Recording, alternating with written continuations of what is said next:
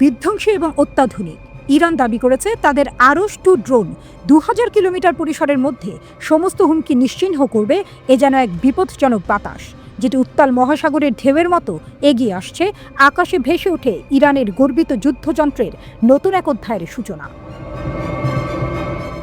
Iran ঘোষণা করেছে তাদের আরশ-2 ড্রোন এমন এক বিধ্বংসী শক্তি যা 2000 কিলোমিটার পরিসরের মধ্যে যে কোনো হুমকি নিশ্চিহ্ন করতে প্রস্তুত। আর এই ঘোষণার সঙ্গেই একটি নতুন প্রজন্মের যুদ্ধের ড্রোনের আঘাত ঝাঁপিয়ে পড়তে পারে পৃথিবীর বৃহত্তম শক্তির দিকে। ইরানের সেনাবাহিনীর ground force commander brigadier general Kiumars Heydari জানিয়েছেন, আরশ-2 ড্রোনটি এক চমকপ্রদ প্রযুক্তির বিস্ময়। এটি শীর্ষস্থানীয় দূরপাল্লার ড্রোনগুলির মধ্যে একটি, বলেছেন তিনি, যা উচ্চ নির্ভুলতা এবং ধ্বংসাত্মক শক্তির সাথে প্রতিটি লক্ষ্যবস্তুতে আঘাত হানতে সক্ষম। তিনি আরও যোগ করেছেন, এটি এমন এক শক্তিশালী আত্মঘাতী ড্রোন যা রাডার এড়িয়ে যাবে এবং পালাতে পারবে। হেদারি নিশ্চিত করেছেন যে এই অত্যাধুনিক ড্রোনটি ইরানি সেনাবাহিনীর প্রযুক্তির সর্বোচ্চ শিখরে পৌঁছেছে, একটি প্রযুক্তি যা শুধুমাত্র দেশীয় প্রতিরক্ষা শিল্পের অভিজ্ঞান ও পরিশ্রমের ফলস্বরূপ উঠে এসেছে। এটি ইরানের জন্য এমন এক সাফল্য যা শুধুমাত্র ইরানিদের কাছে নয়, বিশ্বকেও তাক লাগিয়ে দিতে পারে। আরশ-2 ড্রোনের অভ্যন্তরীণ শক্তির মন্ত্রে এক বৈপ্লবিক পরিবর্তন রয়েছে, যা 2022 সালের সেপ্টেম্বর মাসে প্রকাশিত হয়েছিল। ইরান আগেই এই ড্রোনটির পরীক্ষামূলক সংস্করণ আরশ-1 এর সাহায্যে সাবধানীভাবে ইসরায়েলের উপকূলে তেল আবিব এবং হাইফাকে টার্গেট করতে প্রস্তুত করেছিল। তবে এবার এর ক্ষমতা আরও অনেক বেশি, আরও নিখুঁত। হেদারি আরও বলেন, এটি একটি ড্রোন যা শুধু একবারের জন্য আঘাত হানার আগেই একাধিকবার তথ্য সংগ্রহ করতে সক্ষম। একেবারে নিখুঁতভাবে নির্ধারিত লক্ষ্যবস্তুতে আঘাত হানার ক্ষমতা রাখে, যা এক নতুন মাত্রার সামরিক শক্তির সূচনা। আরশ-1, যার গোড়াপত্তন হয়েছিল 2019 সালের জানুয়ারিতে, অত্যাধুনিক প্রযুক্তি ও কৌশলে তৈরি করা এক কামিকাজে ড্রোন। এটি মাকরান উপকূল থেকে উৎক্ষেপিত হয়েছিল এবং পেরেছিল দক্ষিণ পূর্ব ইরানের আকাশ দিয়ে। সেই সময়ে এটি রাডার এড়ানোর প্রযুক্তির সাহায্যে ছড়িয়ে পড়েছিল। আরশ-2 ভয়ঙ্কর এক ড্রোন। এর ডানার ডেল্টা আকারের নকশা এটি যেন দীর্ঘ পথ পাড়ি দেয়, তেমনি উচ্চ শক্তিতে পরিচালিত হতে সক্ষম। দীর্ঘ সময় ধরে উঠতে পারে। এর জ্বালানি সংরক্ষণ করার ক্ষমতা আরেক শক্তি, যে কোনো উচ্চতা থেকে আঘাত হানতে পারে। আর আশ্চর্যজনকভাবে ইরান যে বিপুলভাবে ড্রোন প্রযুক্তি উন্নয়ন করছে তা পশ্চিম এশিয়ার যুদ্ধক্ষেত্রের পট পরিবর্তন করতে সক্ষম হয়ে উঠেছে। ধীরে ধীরে দেশটি সশস্ত্র বাহিনীর জন্য আধুনিক প্রযুক্তির সাথে ভরপুর এক শক্তিশালী পরিসর তৈরি করছে। আর এই শক্তি কোনোভাবেই প্রতিরোধ করা সম্ভব নয়। দেশীয় প্রতিরক্ষা সরঞ্জামের উপর দেশীয় আস্থা ও স্বয়ংসম্পূর্ণতা বৃদ্ধি একদিকে যেমন ইরানের ক্ষমতাকে দৃঢ় করেছে, তেমনি শত্রুদের জন্য এটি এক অপ্রতিরোধ্য শক্তির চিহ্ন। ইরানের শীর্ষ নেতা আয়াতুল্লাহ সাইয়্যেদ আলী খামেনি বরাবরই প্রতিরক্ষা শক্তি বজায় রাখার আহ্বান জানিয়েছেন। তিনি প্রতিবারই বলেছেন, আমরা কখনোই আমাদের প্রতিরক্ষা শক্তির বিষয়ে কোনো আলোচনা করব না।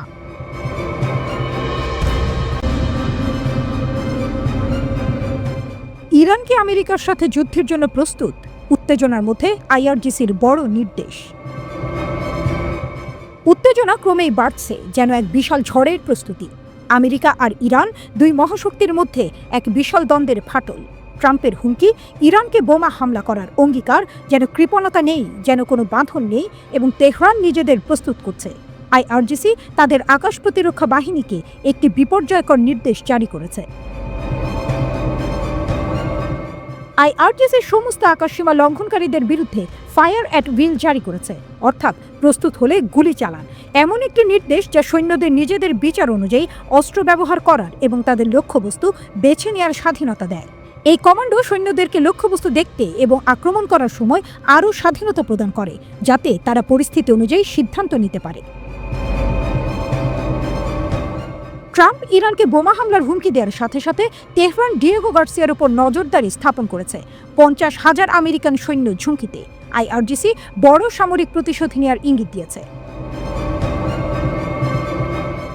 আইআরজিসি তার আকাশ প্রতিরক্ষা কমান্ডারদের ফায়ার অ্যাট উইল নির্দেশ জারি করেছে বলে জানা গেছে। প্রতিবেদনে বলা হয়েছে, হুমকি নিশ্চিত হলে প্রতিরক্ষা ইউনিটগুলো এখন পূর্ব অনুমোদন ছাড়াই বিমানে গুলি চালাতে পারে।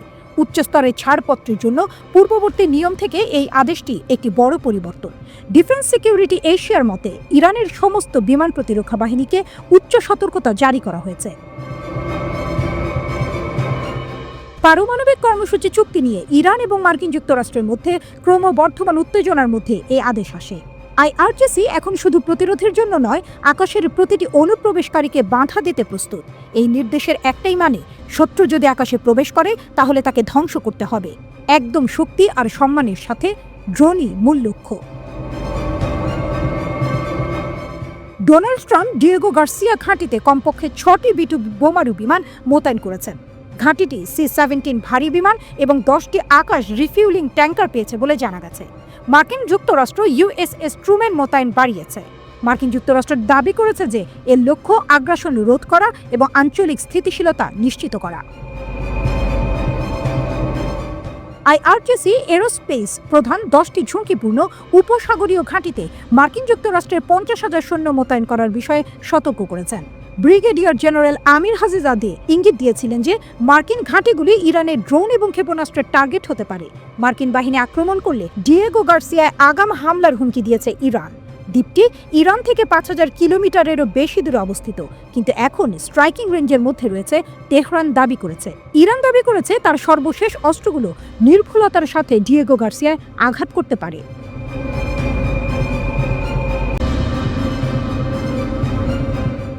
এক বিস্ময়কর মুহূর্ত, এক নতুন অধ্যায় যেখানে দুই জাতি একত্রিত হচ্ছে, তাদের ভাবককে গাঁথছে এক গভীর কৌশলগত অংশীদারিত্বের বাঁধনে। রাশিয়া এবং ইরান দ্বিতীয় বিশ্বযুদ্ধের পর থেকে তাদের সম্পর্ক কখনো মসৃণ নয়, কিন্তু আজকের দিনে তারা এক হয়ে উঠছে।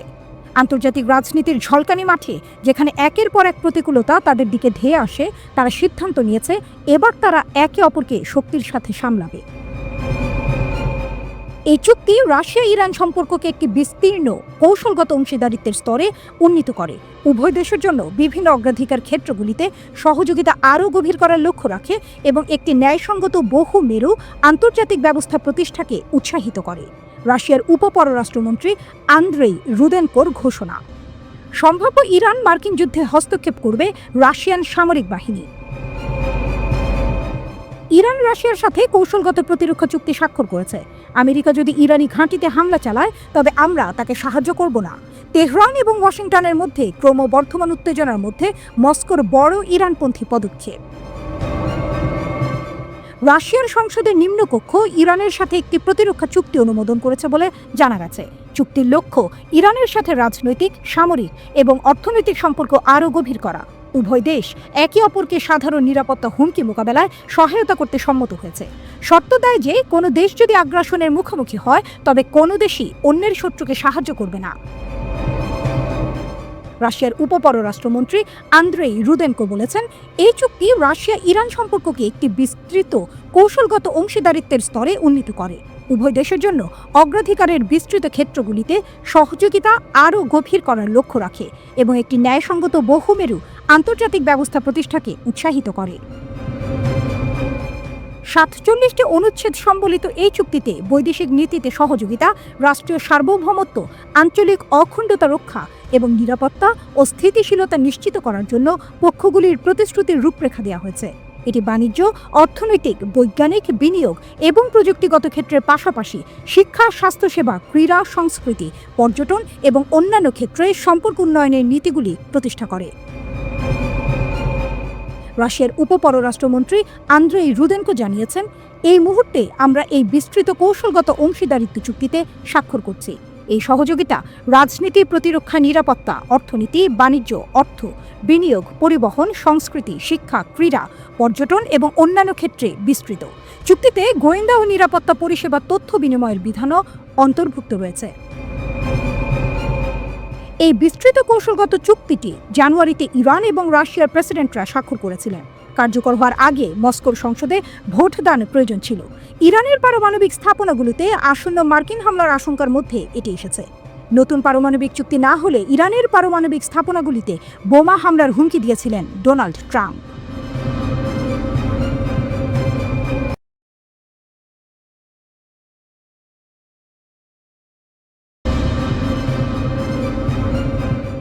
ইয়েমেনের সশস্ত্র বাহিনীর ক্ষেপণাস্ত্রের বিরুদ্ধে মার্কিন $1 বিলিয়ন ক্যাম্পেইন মার খেয়েছে। ইয়েমেনি মিলিশিয়ার গোপন সামরিক সক্ষমতায় ট্রাম্প হতবাক। ইয়েমেনের সশস্ত্র বাহিনীর আক্রমণ ঠেকাতে নবায়ন করা মার্কিন মিশন 3 সপ্তাহেরও বেশি সময় ধরে ব্যর্থ। সিএনএন জানিয়েছে ইয়েমেনি বিদ্রোহীদের বিরুদ্ধে মার্কিন বিমান অভিযান লক্ষ্য পূরণে লড়াই করছে। প্রায় $1 বিলিয়ন ব্যয় ইয়েমেনি সশস্ত্র বাহিনীর ক্ষেপণাস্ত্রের সক্ষমতা পঙ্গু করতে ব্যর্থ হয়েছে। সিএনএন রিপোর্ট অনুসারে ইয়েমেনে 3 সপ্তাহেরও বেশি বিমান হামলা ইয়েমেনি বিদ্রোহীদের নেতৃত্বের ক্ষতি করতে পারেনি। ইয়েমেনি সশস্ত্র বাহিনী মার্কিন যুদ্ধজাহাজ এবং লোহিত সাগরে ইসরায়েলি স্বার্থকে টার্গেট করে চলেছে। মার্কিন বিমান বাহিনীর হামলা ইয়েমেনি সশস্ত্র বাহিনী ক্ষেপণাস্ত্র হামলা চালানোর ক্ষমতাকে ব্যর্থ করতে পারেনি। ক্রুজ মিসাইল এবং ড্রোন সহ মার্কিন যুক্তরাষ্ট্র উন্নত প্রযুক্তি মোতায়েন করেছে। মার্কিন সামরিক বাহিনী এই অভিযান পরিচালনার জন্য উন্নত প্রযুক্তির ওপর ব্যাপকভাবে নির্ভরশীল, যথাযথ নির্দেশিত অস্ত্র মোতায়েন করেছে। এই অভিযানের কর্মশালার মধ্যে রয়েছে joint ER-2 surface stand of missile, নিরাপদ দূরত্ব থেকে লক্ষ্যবস্তুতে আঘাত করার জন্য ডিজাইন করা দূরপাল্লার ক্রুজ মিসাইল। 230 মাইলেরও বেশি পরিসরের এবং GPS এর ওপর নির্ভর করে এবং নিখুঁত নির্ভুলতার সাথে আঘাত করতে সক্ষম। JASSM এর পাশাপাশি Pentagon Tomahawk and attack missile TLAMS ব্যবহার করেছে, যা আর্লি বার্গ ক্লাস ডেস্ট্রয়ার এবং ওহিও ক্লাস সাবমেরিনের মতো নৌযান থেকে উৎক্ষেপণ করা হয়েছে। এই সাবসনিক মিসাইলগুলি, যার পরিসর 1500 মাইল পর্যন্ত 1000 পাউন্ডের যুদ্ধাস্ত্র বহন করে এবং উপসাগরীয় যুদ্ধের পর থেকে মার্কিন অভিযানের একটি প্রধান অংশ। মানববিহীন MQ-9 রিপার ড্রোনগুলিও ভূমিকা পালন করেছে। উচ্চ প্রযুক্তির হামলা সত্ত্বেও ইয়েমেনি সশস্ত্র বাহিনী স্থিতিশীল থাকে এবং আক্রমণ চালিয়ে যায়। ইয়েমেনি বিদ্রোহীদের কৌশলগত বিবর্তন এবং বিস্ফোরণ কৌশল তাদের লক্ষ্যবস্তুতে পৌঁছানো কঠিন করে তোলে। তারা ইয়েমেনের পার্বত্য ভূখণ্ড জুড়ে ক্ষেপণাস্ত্র উৎক্ষেপক এবং নেতৃত্বকে স্থানান্তরিত করেছে। ইরানি সাহায্যে নির্মিত ভূগর্ভস্থ বাংকারগুলি ইয়েমেনি সশস্ত্র বাহিনীকে বিমান হামলা থেকে সুরক্ষা প্রদান করে। মার্কিন সামরিক বাহিনী ইয়েমেনি সশস্ত্র বাহিনীর ক্ষেপণাস্ত্র এবং ড্রোন স্টকপাইলগুলি শনাক্ত করতে লড়াই করেছে। 19 মার্চ রয়টার্সের সাথে কথা বলার সময় একজন মার্কিন প্রতিরক্ষা কর্মকর্তা বেশ কয়েকজন ইয়েমেনি বিদ্রোহী নেতার মৃত্যুর বিষয়টি নিশ্চিত করেছিলেন, কিন্তু স্বীকার করেছিলেন যে লক্ষ্যবস্তু করা একটি চ্যালেঞ্জ রয়ে গেছে। আব্দুল মালিক আল হুথি সহ গ্রুপের নেতারা ভূগর্ভস্থ চলে গেছেন, যোগাযোগ বিচ্ছিন্ন করেছেন এবং বেসামরিক এলাকায় মিশে গেছেন। আটলান্টিক কাউন্সিলের মতে 7 বছরে 25,000-এরও বেশি সৌদি বিমান হামলার বিরুদ্ধে ইয়েমেনি সশস্ত্র বাহিনীর অভিজ্ঞতা তাদের বেঁচে থাকার উপায় শিখিয়েছে। তারা দ্রুত অস্ত্র সরাতে, বাংকারগুলিকে শক্তিশালী করতে এবং ইয়েমেনের ভূগোলকে কাজে লাগাতে শিখেছে, যা এখন মার্কিন যুক্তরাষ্ট্রের মুখোমুখিদের শিক্ষা। মার্কিন CNN-এর নাম প্রকাশে অনিচ্ছুক কর্মকর্তাদের উদ্ধৃত প্রতিবেদনে বলা হয়েছে যে এককভাবে বিমান হামলা যথেষ্ট নাও হতে পারে। আঞ্চলিক বিশ্লেষকদের দৃষ্টিভঙ্গি অনুকরণ করে বলা হয়েছে পরবর্তী কৌশল হিসেবে গ্রাউন্ড অপারেশন কি হতে পারে তা নিয়ে এখন বিতর্ক চলছে। তবে ইয়েমেনের ভূখণ্ড একটি ভয়াবহ বাধা তৈরি করেছে।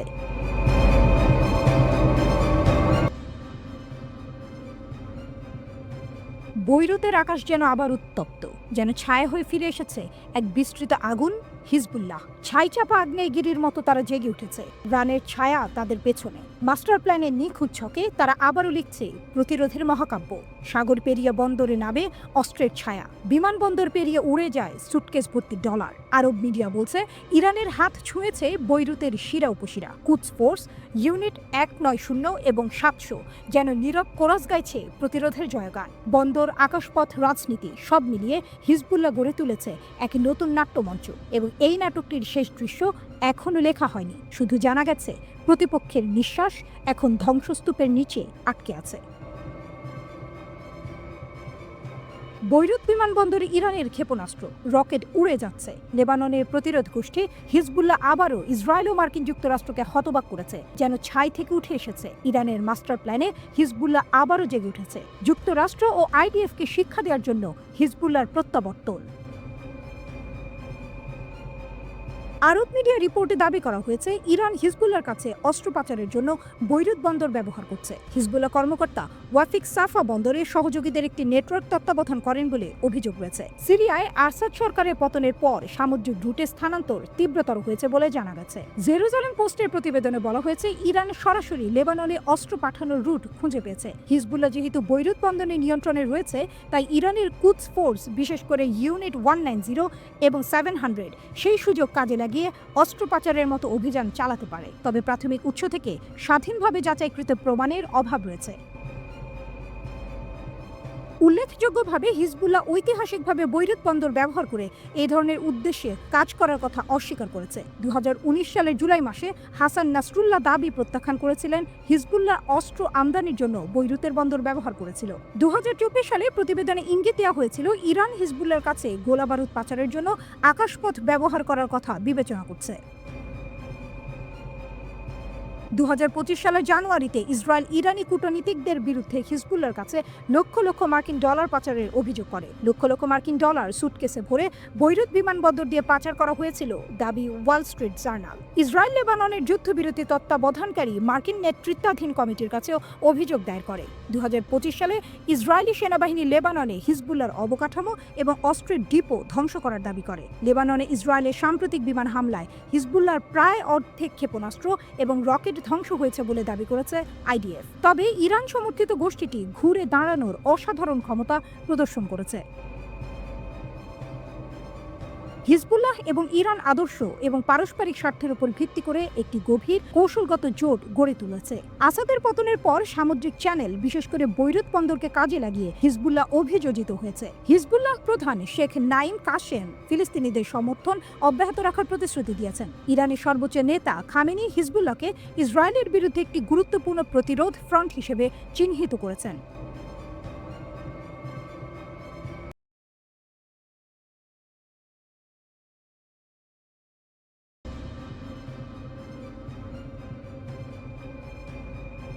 বিধ্বংসী ও অত্যাধুনিক মরুপ্রান্তরে ঝড় তুলে ইরান উন্মোচন করল নতুন অস্ত্র।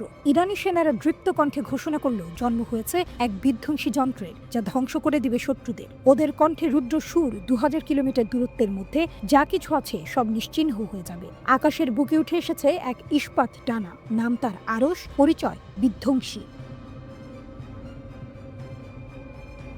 আরশ 2 এটি শুধু একটি ড্রোন নয়, এটি এক নিঃশব্দ ঝড় যা ছুটে চলে মৃত্যু বয়ে আনার জন্য। রাডারের চোখ এড়িয়ে বাতাসের বুকে ছাপ ফেলে। ইরানের সেনাবাহিনীর স্থলবাহিনীর কমান্ডার ব্রিগেডিয়ার জেনারেল কিউমার্স হেইদারি তিনি প্রশংসায় ভরিয়ে দিলেন আরশ 2কে। বললেন, এটি শুধু প্রযুক্তির ফল নয়, এটি ইরানি প্রতিরক্ষা শক্তির প্রতিচ্ছবি। আরশ 2 যেন সেই সূর্য যা মধ্যপ্রাচ্যের আকাশে ইরানের আধিপত্যের আভাস ছড়িয়ে দেয়। ড্রোনটি এটি নিখুঁততা এবং নির্ভুলতার এক জীবন্ত রূপ। তার চোখে লক্ষ্যবস্তুর হাড় গোড় পর্যন্ত দেখতে পাওয়ার ক্ষমতা, তার বুকে বহন করা বারুদের ওজন যেন ইতিহাসের প্রতিশোধ। এটি আত্মঘাতী, কিন্তু তার আত্মত্যাগে যে ক্ষয় তা এককালের যুদ্ধের নিয়মকেও বদলে দিতে পারে। এটি শুধু একবার নয়, একাধিকবার ঘুরে দেখে, শত্রুর শেষ নিঃশ্বাসের ঠিক আগ মুহূর্তে আঘাত হানে। পরিকল্পিত, সংযত, কিন্তু ধ্বংসাত্মক। এই প্রযুক্তির ভিত্তি এই আগুনের বীজ রোপণ করেছিল এক পুরনো যুদ্ধ স্মৃতি, আরশ 1। কামিকাজে আত্মঘাতী ড্রোন, যেটি 2019 সালের জানুয়ারিতে ইরানের সামরিক মহড়ায় আকাশে উড়ে উঠেছিল। মাকরান উপকূলের পোর্টেবল লঞ্চার থেকে ছোড়া হয়েছিল সেটি। আরশ 1-এর সেই পুরনো কাহিনী নতুন অধ্যায়ে প্রবেশ করেছে। আরশ 2-কে বলা হয় উন্নতির পরিণাম, যান্ত্রিক বুদ্ধিমত্তার নবনির্মিত বাহন। এটি শুধু প্রযুক্তি নয়, এটি ইরানের জাতীয় গর্বের মূর্ত প্রতীক। ইরানি কর্মকর্তারা প্রতিটি উন্মোচনের সঙ্গে যেমন করেন, এবারও জানিয়ে দিলেন এই অস্ত্র, এই শক্তি, এই ধ্বংসাত্মক সৌন্দর্য শুধুই প্রতিরক্ষার জন্য। কিন্তু এক সতর্কতা যেন বয়ে আনলো হাওয়ায়, তারা থামবে না। এই সামরিক উন্নয়নের স্রোত চলবে অপ্রতিরোধ্য গতিতে। ক্ষেপণাস্ত্র শক্তি, হ্যাঁ, তাও আরও বাড়বে, কারণ তাদের মতে আত্মরক্ষাই হলো শ্রেষ্ঠ নীতি। তেহরানের কণ্ঠে শোনা যায় এক অকপট ঘোষণা, আমাদের প্রতিরক্ষা কর্মসূচি নিয়ে কখনো কারো সঙ্গে আলোচনা হবে না। আর সবশেষে যিনি এই আবেগ, এই শক্তির মূল প্রেরণা, ইরানের সর্বোচ্চ নেতা আয়াতুল্লাহ খামেনি। বারবার তিনি আহ্বান জানিয়েছেন, সক্ষমতা বাড়াও, প্রতিরক্ষাকে শক্ত করে তুলো। শাহেদ ড্রোনের মতো এটি একটি লয়টারিং মিউজিশিয়ান, বা লক্ষ্যবস্তুর এলাকায় আকাশে বিমানের মতোই চক্কর দিতে পারে এমন এক উড়ন্ত আত্মঘাতী বোমা। এটি শাহেদ 136-এর চেয়ে অনেক গুণ দ্রুত উড়তে পারে। আরশ 2-এর ধ্বংস ক্ষমতাও অনেক বেশি। রাশিয়ান সামাজিক মাধ্যমে দেশটির প্রতিরক্ষা খাতে সংশ্লিষ্ট কেউ কেউ আরশ 2 ড্রোনকে আক্ষরিক অর্থে এক ধরনের ক্রুজ মিসাইল বলে উল্লেখ করেছেন। তবে ক্রুজ মিসাইলের চেয়ে এটির গতি বেশ কম, তাতে জ্বালানি খরচও কম হয়, ফলে লক্ষ্যবস্তুর উপরের আকাশে আরও বেশি সময় চক্কর দিতে পারে। আরস 2 ড্রোন সম্পর্কে খুব বেশি তথ্য জানায়নি ইরান, তবে বিশেষজ্ঞরা মনে করছেন এটি অনায়াসে 2000 কিলোমিটারের বেশি দূরে গিয়ে আঘাত হানতে পারবে, আর ওয়ারহেডের আকার শাহেদ 136 এর চেয়ে অনেকটা বড়।